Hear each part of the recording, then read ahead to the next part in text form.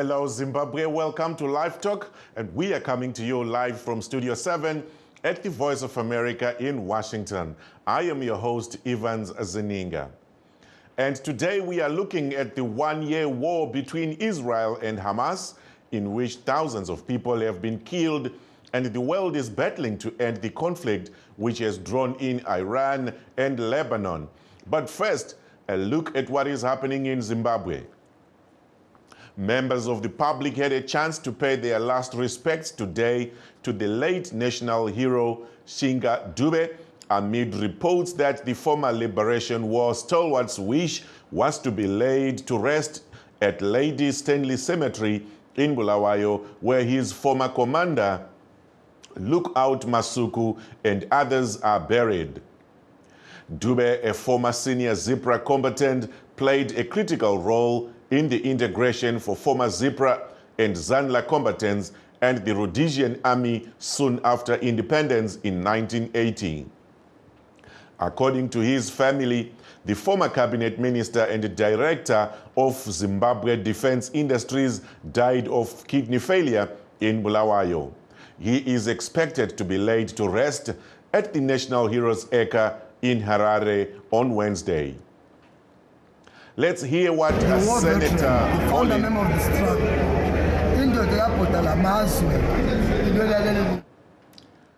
We're going to hear what Senator Molindlovu said today at the Barberfield Stadium about the late freedom fighter. The war veteran, the founder member of the struggle,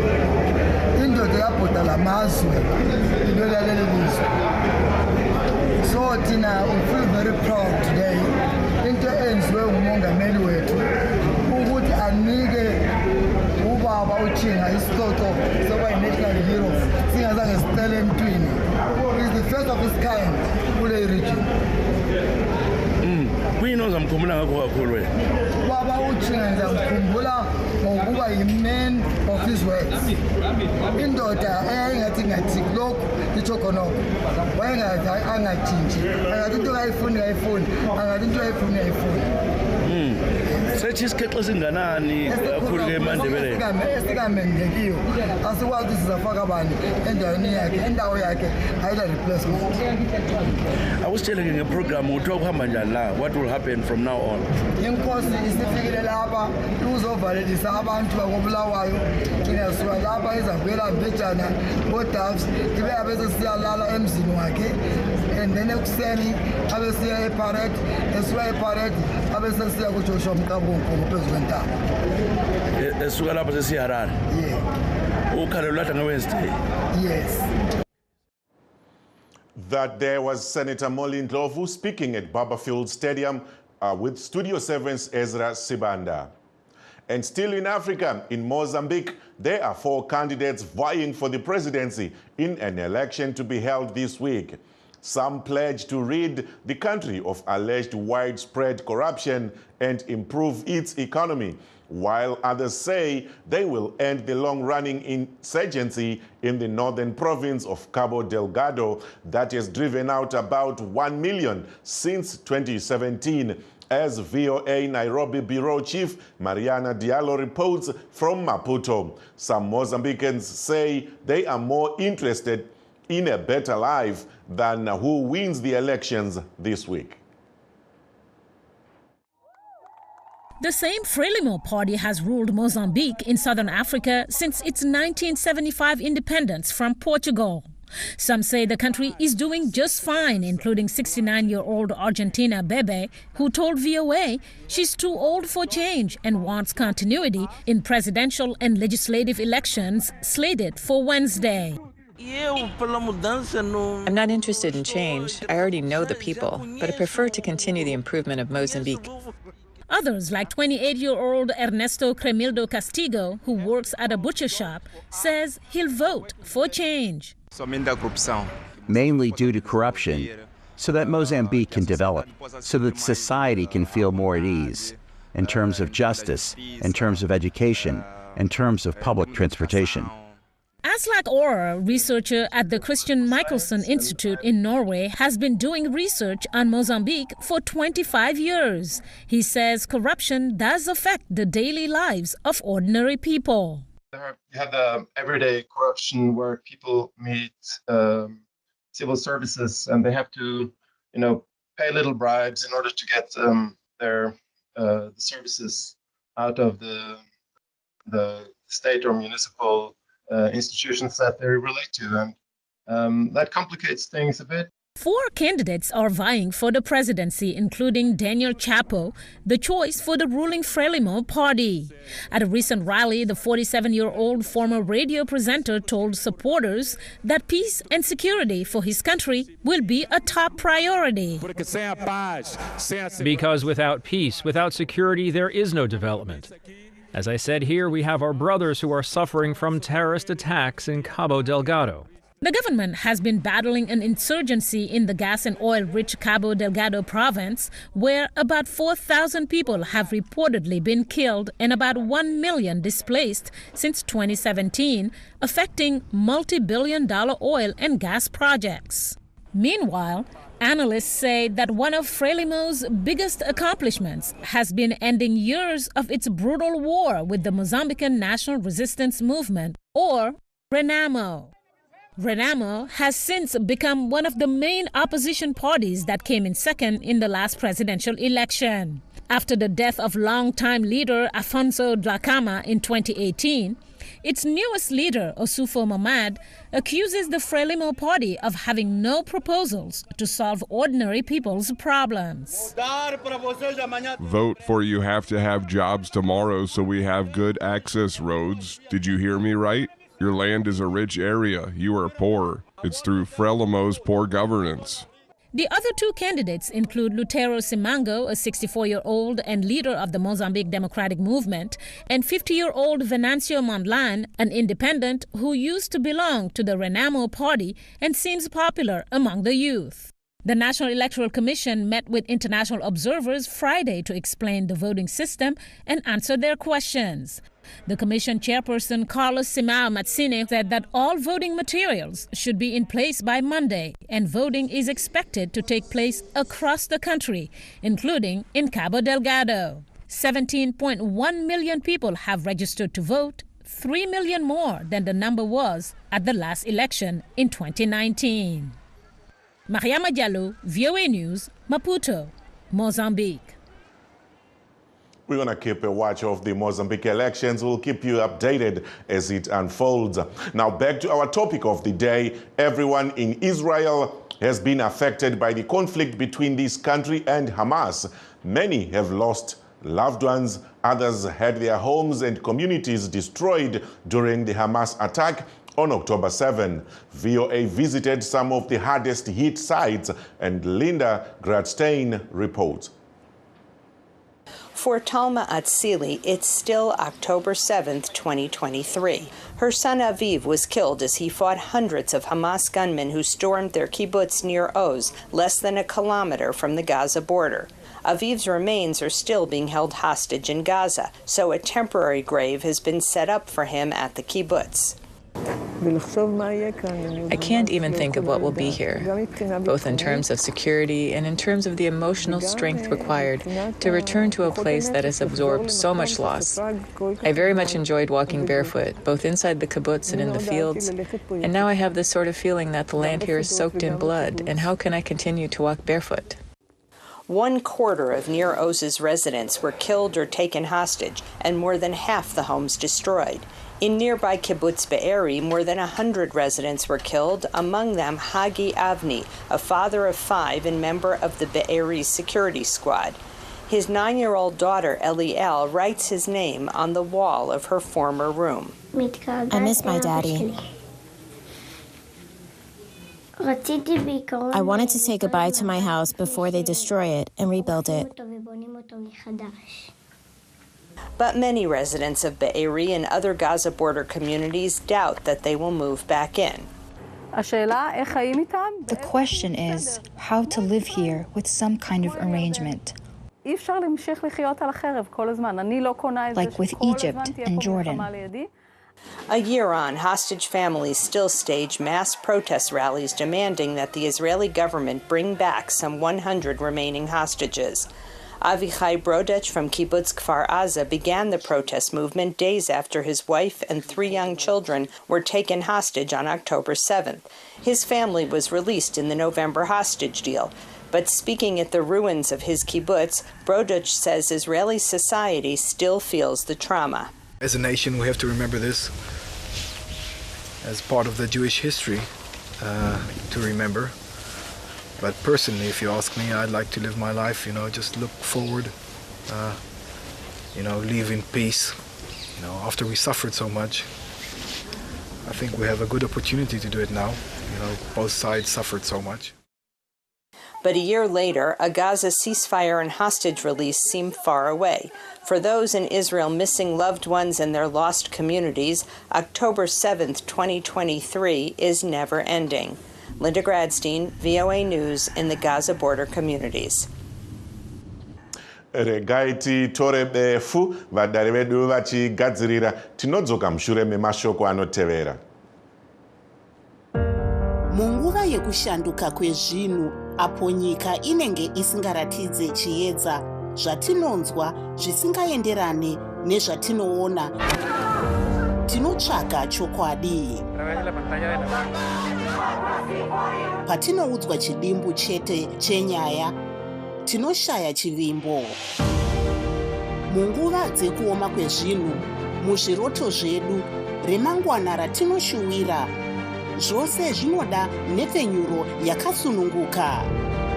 Pano paVoice of America tinokupai chero nhau dzekuti vamwe vanoti hadzifanirwe kubuditswa sezvo dziine njodzi.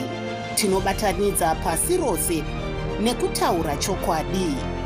PaVoice of America tinokupai zvizere pane zvinenge zvichiitika. And for those that have just joined us, please note that we are streaming live on our Facebook pages, VOA Shona, VOA Studio 7, and VOA Ndebele. We are also live on YouTube, VOA Zimbabwe. So today marks 1 year since the outbreak of the Israel-Hamas war on October 7, 2023. Hamas-led militants launched a surprise attack on southern Israel, killing approximately 1,200 people and kidnapping 250 hostages. About 100 of them are still in captivity, and a third of those people are believed to be dead. Israel hit back, saying it wants to eradicate Hamas, and according to authorities in the Gaza Strip, at least 42,000 people have been killed by the Israel army, with more than half of the casualties being women and children. The war has also spread to Lebanon, with Israel fighting Hezbollah and escalating tensions with Iran. The situation remains dire, with no clear resolution in sight. The international community continues to call for a ceasefire and humanitarian aid to alleviate the suffering of civilians caught in the conflict. And now joining us to discuss this, first from the Black Jewish community in Zimbabwe, also known as the Lemba people, the president of the Harare Lemba Synagogue, Mr. Modric Mayeresera. And secondly, we also have the president of the Supreme Council of Islamic Affairs in Zimbabwe, Sheikh Ismail Dua. We were anticipating to also have a political analyst, Professor Rikimu Konza. We are still trying to get to him. But in the meantime, gentlemen, welcome to the show. Thank you very much. Thank you so much. A pleasure to be here. All right. Amazing. Now, gentlemen, it's been 365 days of war, of terror, of fighting, and it's been going on and on and on. And from the way it looks, it seems it's even getting bigger and indulging other countries and other organizations and other players. Let me start with you, Sheikh Dua. Say, your thoughts on the war after a full year. Thank you very much. Good evening, listeners. My name is Sheikh Ismail Dua, the President of Supreme Council of Islamic Affairs in Zimbabwe. The war in Palestine and Israel, people do not understand. They think that is a religious war. It's not a religious war. This is a political war. This is just like Zimbabwe, when Zimbabwe was invaded by the white people here, and we have to take arms to fight to take back our land. That is what is happening in Israel. And as I'm talking, I've been in those countries, Lebanon, Israel, and I've seen it by my eyes. And if you look into the war now in Palestine, you'll find that there are not only Muslims who are fighting, but we are talking about Palestinians who consist of Palestinian Jews and Christian Jews and Muslim Jews. They united fighting for their land. Now, coming to the war, we call right now for peaceful solution. Right now, we call for because the victims are the children now. The victims are weak people, women, and schools are being bombarded. No humanitarian. So we call for peaceful solution. And the main culprit here is the United Nations, because there are some resolutions which were passed by the United Nations, but they are not being implemented. Mm-hmm. And you find that it is just like a football pitch, where you find that the player of the game sometimes is a referee. That is what is happening. You find that United Nations is got a veto. They are the referee. Sometimes they are the players who are, in fact, fueling these wars. Mm-hmm. So we call now for a peaceful solution and implement the resolutions which were passed in the United Nations. Mm-hmm. We hear you there loud and clear. Mr. Mayeresera, would you like to weigh in on this one as well before we move on? The first thing that comes to my mind is the regret because of the loss of life that is happening on both sides. So before I can lay or point a thing of regret, rather a thing of accusation, it is regrettable that we are having this situation where women, children on both sides are suffering because of the war that is going on. Mm-hmm. However, if we take things into perspective, today is October 7. And today's October 7, we remember the catastrophic events that happened, and those events are the events that triggered the situation that we are having now, which is the brazen attacking of unarmed civilians. Yes, there are issues that are political relating to land disputes, but we have to agree that the things that triggered the situation that we are having now are the brazen attacks by Hamas on unarmed civilians, kibbutzim, women and children, taking them hostages. And we also have to remember that this is a proxy war. The countries, or rather the country that is the biggest culprit is Iran, especially somewhere far away from the conflict, using Hezbollah and Hamas, and it's on them that we must lay all the blame. It's on them that we have to put or to point the finger of accusation. The situation that we are having now, which we must condemn, and we must pray that it must come to a conclusion soon and swiftly, because we cannot continue to have the kind of suffering that we are having. It has nothing to do with religion. It has nothing to do with ethnic affiliation, but it's a situation that every sin and human person should regret. The collateral damage on both sides, it has to end. So it's spreading into a regional conflict, and I hope and pray that a solution needs to be found now and soon. But Israel has the right to defend itself. They didn't initiate this attack. They are defending themselves, Hezbollah on the north and Hamas in the south, surrounded by enemies that don't recognize its existence. What other way should they do it? Should they let the things that happened on the 7th of October repeat themselves? No. Both sides should exercise restraint, and they should sit down and talk these things over. And a peaceful solution needs to be found, and very soon.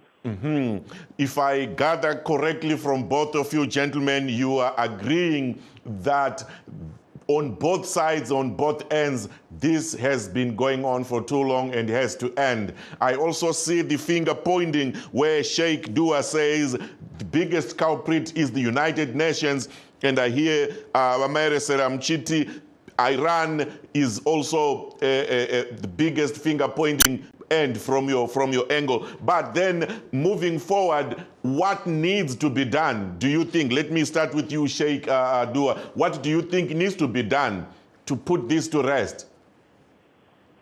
First of all, I want to correct the previous speaker who said Iran is the culprit. He's not looking into the other side that America is influencing. If he could have said America and Iran have maybe agreed, but now he's forgetting that America is fueling on this thing. And Islamic countries, especially progressive Islamic countries like Iran, who stands for underprivileged and humanitarian, have to come in, because America is in, and the United Nations is in America. And secondly, he said Israel is defending themselves. How can they defend themselves in someone's house?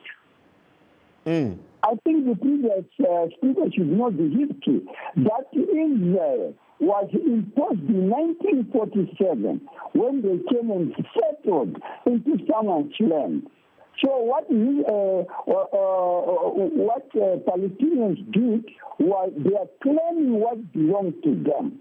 I earlier stated that the situation of Palestine is not different from the situation of Zimbabwe.